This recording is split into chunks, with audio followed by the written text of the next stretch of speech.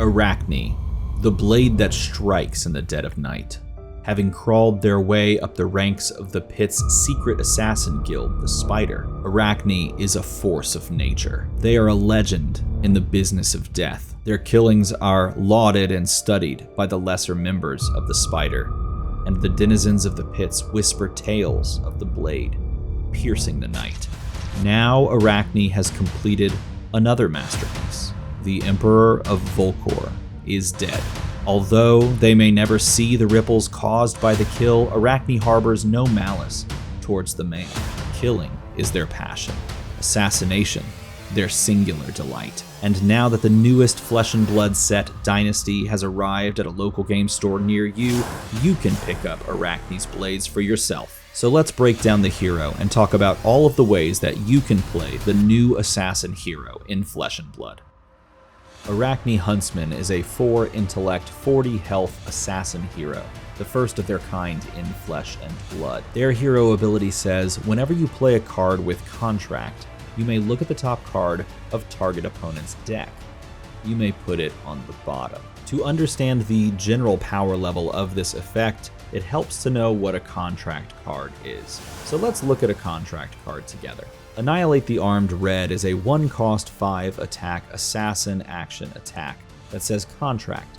You are contracted to banish your opponent's attack action cards. Whenever you complete this contract, create a silver token. A contract is active while it's face up in the arena, and when you complete it, you gain a silver token, which is a token that can be destroyed by paying 3 resources and allow you to draw a card. It also says, when this hits a hero, banish the top card of their deck. So if by playing a Contract card, we can use Arachne's ability to see the top of our opponent's deck, we can then choose whether or not we want to leave it on top, attack with Annihilate the Armed, have it hit, and then banish that top card. Because of course, if it's an attack action card, then you gain silver from this by completing the contract. But if you look at the top card of your opponent's deck and you see that it is not an attack action card, you can choose to bottom that card and still play Annihilate the Armed, hoping it hits, and then hoping that you banish an attack action card that is now at the top of your opponent's deck. In addition to this disruption, you can also just choose to see what's on the top of your opponent's deck, and if you see something very powerful that you'd like to try and banish, you can leave it on top.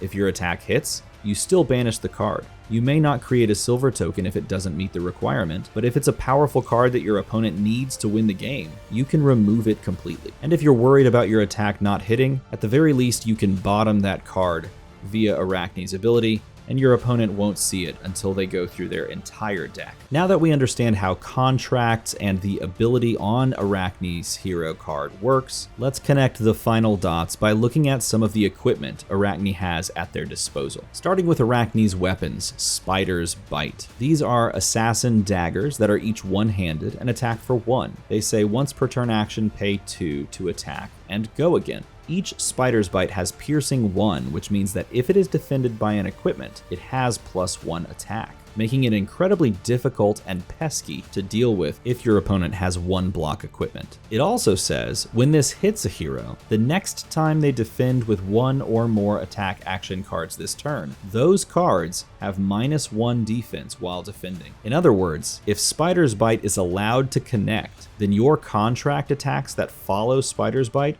are incredibly difficult to deal with, particularly if they push a breakpoint of 4 or 5. With this knowledge, we can assemble a very simple game plan of pitching a yellow or a blue card, attacking with Spider's Bite for 2, and then following that attack up with a 0-cost 4 attack contract card, or a 1-cost 4 or 5 attack contract card. This play pattern allows us to essentially keep a 2-card hand every turn and present some amount of threat that is very hard for your opponent to consistently deal with, meaning that the other 2 cards in our hand are free and clear to add attack with attack reactions or defend on our opponent's turn. Now, 2 of the most impactful cards to Arachne's game plan are their equipment pieces: the headpiece Mask of Perdition and the leg equipment Black Tech Whisperers. Mask of Perdition says while Mask of Perdition is in your graveyard, at the start of your turn, you may destroy 2 silvers you control. If you do, equip Mask of Perdition. It blocks for 1 and it has Battle Worn.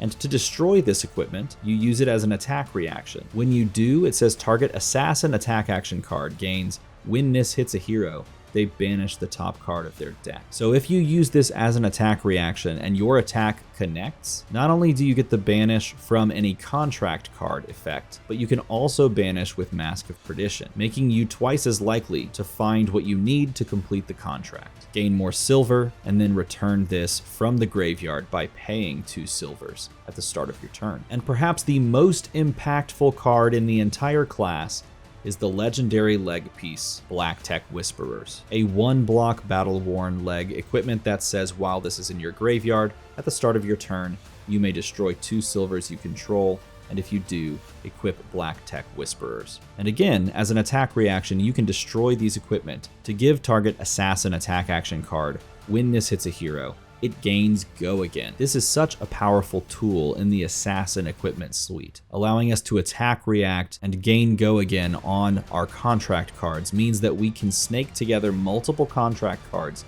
on the same combat chain and possibly fulfill them back to back, gaining multiple silvers across one single turn. And keep in mind, the more silvers that you generate, the more opportunities you have to use these equipment to block and then to destroy for their beneficial effects, and then buy them back with those silvers that you've gained. Now that we understand how the hero functions and how the equipment helps in that game plan of disruption and on-hit pressure, let's look at the Majestics at the Assassin's disposal. So let's dive into these Majestic cards, starting with Surgical Extraction, a blue pitch 2-cost contract attack that attacks for 4, and it says you are contracted to banish your opponent's blue cards. And when you complete this contract, you create a silver token. By the way, if you manage to banish more than 1 card from a contract effect in general, and they meet the requirements, then you'll actually gain more silver tokens. So if you banish 2 blue cards off of this and maybe some other banish contract effect, then you've gained 2 silver, which is really, really cool. When this hits a hero, banish the top card of the deck, then look at their hand and banish a card from it as well. So it's a very powerful effect that allows you both to just do the normal banish thing, which you're going to see here in a moment, and that is banish the top card of your opponent's deck, and also look at your opponent's hand, gain information to see what they want to do, and then attempt to cripple them in the best way possible by removing either like a resource card that could, fuel their turn, or the most powerful card in their hand that could really be like a linchpin Art of War style card. Basically, you just get to destroy their plans and make them play the second best hand that they possibly could. And it could also mean that you just hit with this and you banish the top card, and it could be a blue, so you gain some silver there, and you could find a blue in their hand and gain an additional silver as well. Because remember, if you banish multiple cards off of this effect or any other effect that completing a contract includes, and they're blue cards, well, you trigger this and gain the silver. Next up, we have actually my favorite card in Assassin, and that's Eradicate, a yellow pitch 1-cost 4-attack Majestic that says contract. You are contracted to banish your opponent's yellow cards, and when you complete this, you create a silver. But then you get the spiciest text of them all. When this hits a hero, banish the top X cards of their deck, where X is the damage dealt by Eradicate. Like, are you kidding me? This is so incredibly powerful because our game plan is to disrupt our opponent by bottoming cards, by playing attacks that are harder to deal with, and then by coming over the top of their blocks after they've made them with attack reactions. And here's a card that pays us off in so many different ways, because if our opponent doesn't block it, then we could just have this hit for 4. We banish 4 cards off the top of their deck.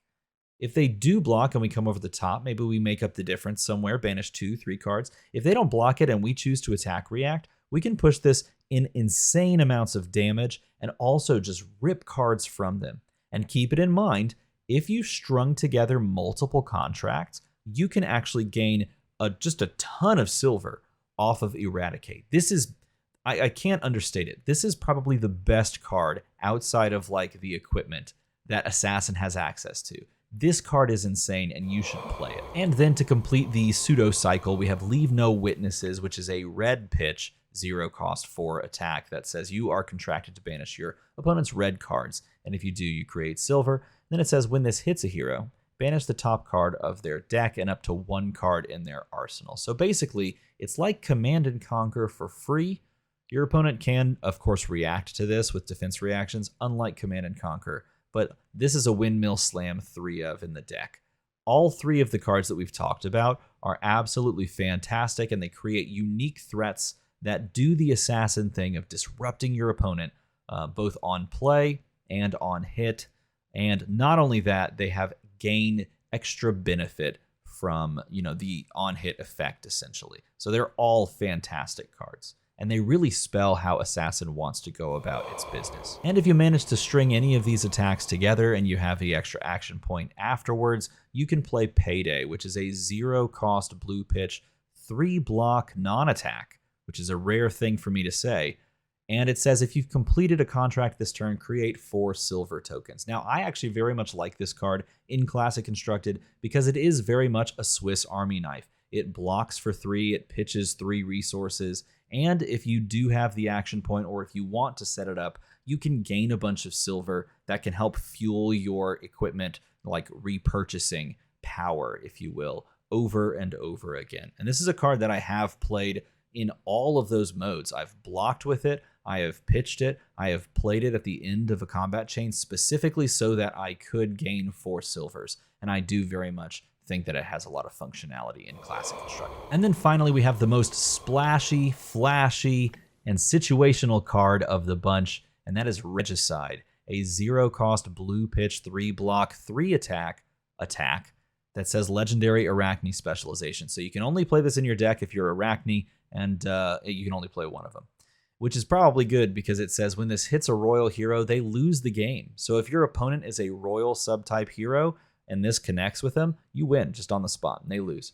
And then it says when the combat chain closes, you lose the game. So if they block it out and they're a royal hero, or if they're not a royal hero and you play this and they block it out and all that sort of thing, you lose the game as well. Yes, it does say Regicide can't be defended by cards with the same name as cards in the Defending Heroes Banished Zone, but that's in a way a little irrelevant because when you're playing this, you probably know full well whether or not you're going to win or lose the game. This is a super late game grindy situational card. If you're playing against a hero that is a royal, and you see them across the table and you think they may be a royal, then you side this in.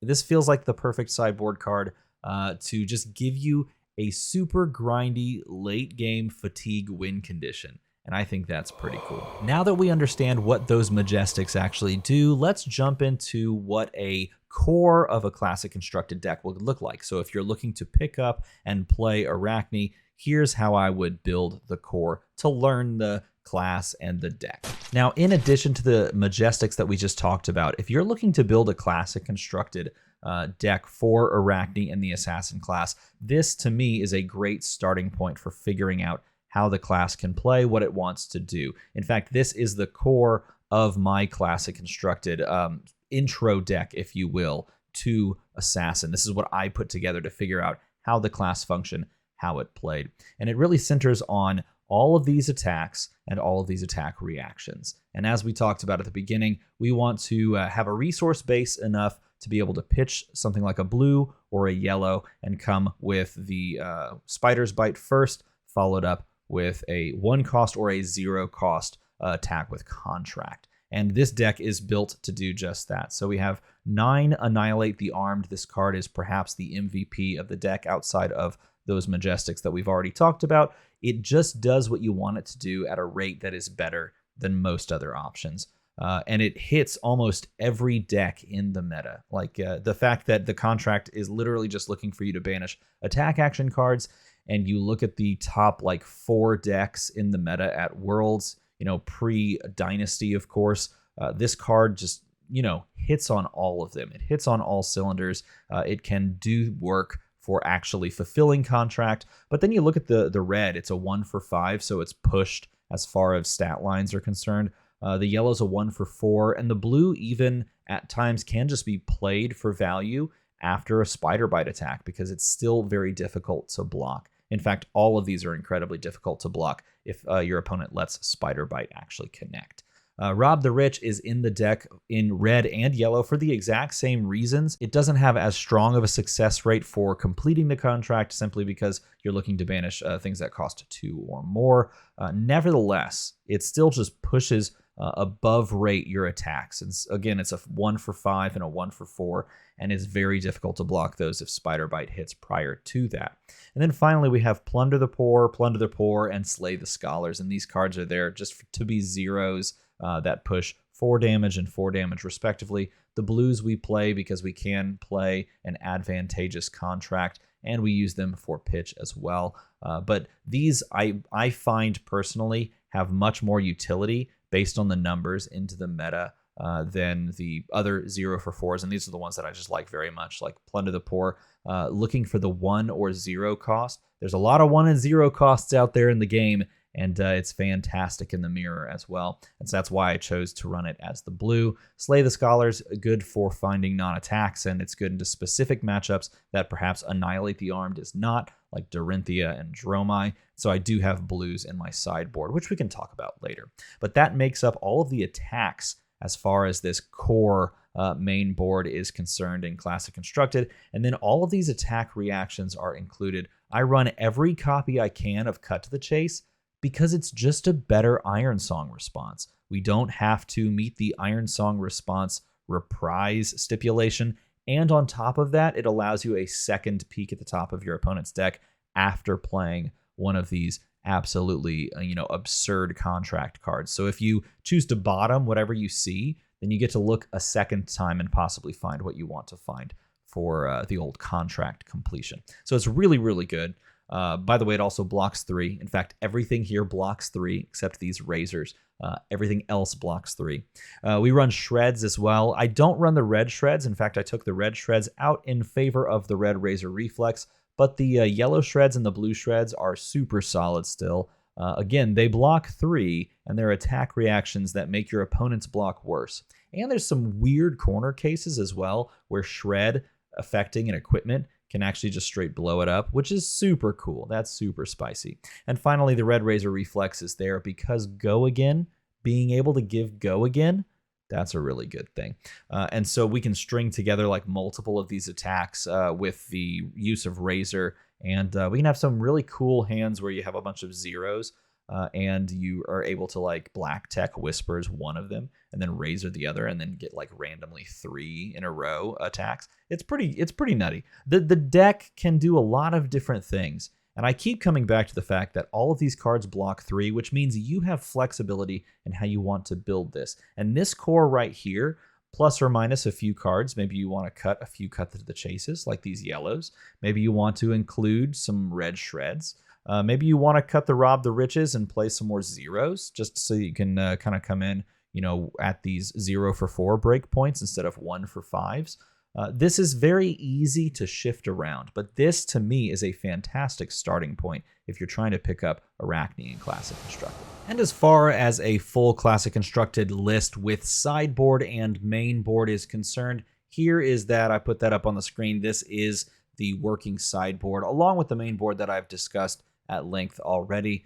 The sideboard is really allowing you at this point to be very flexible into each matchup. If you want to play more defensively, you can bring in some of those defense reactions. If you want to play more aggressively and try to combo things together, you can bring in the captain's calls and more of the attack action cards. You can also bring in more of those attack action cards into specific matchups and a couple more blues in as well. And you always got to throw in the Vipox, because Arachne's literally on the card. I hope you found this video either fun, entertaining, or both, and it has inspired you to dive into the mindset of a cold-blooded assassin like Arachne. If you enjoyed this video or got something out of it, feel free to come and join me over at youtube.com/DMArmada, where I will be playing Assassin religiously.